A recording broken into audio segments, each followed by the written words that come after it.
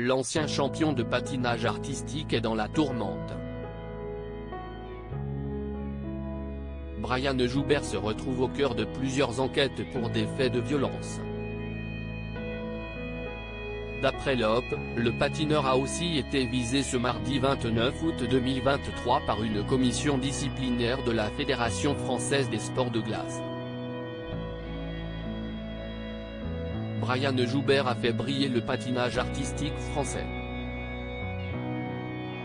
L'ex-candidat de Danse avec les stars a été sacré 3 fois vice-champion du monde, 3 fois champion d'Europe et 8 fois champion de France.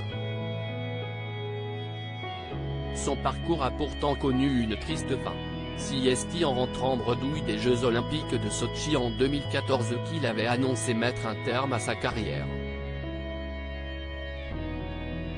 Il s'est donc progressivement retiré des écrans. En revanche, sa passion est restée intacte.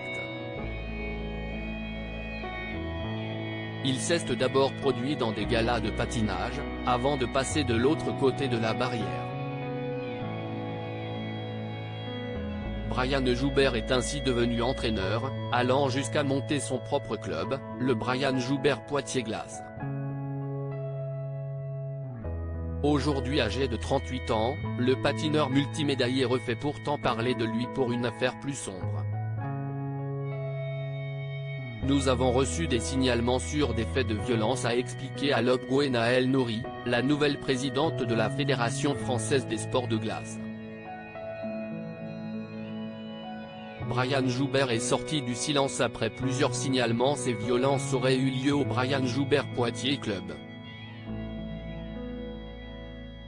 Gwenaëlle Nouri poursuit, nous avons donc saisi mardi 29 août la commission disciplinaire, ce qui est notre devoir.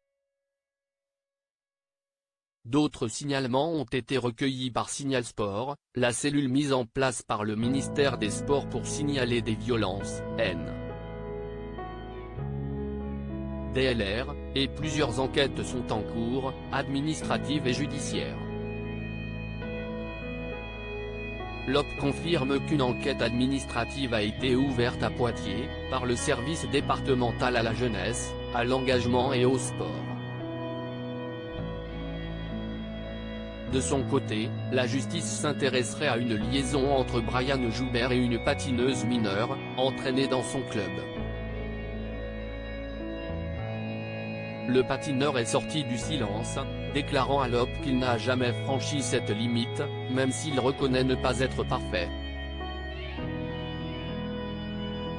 Il poursuit, à propos des différents signalements, il est compliqué de savoir quand on dépasse les limites.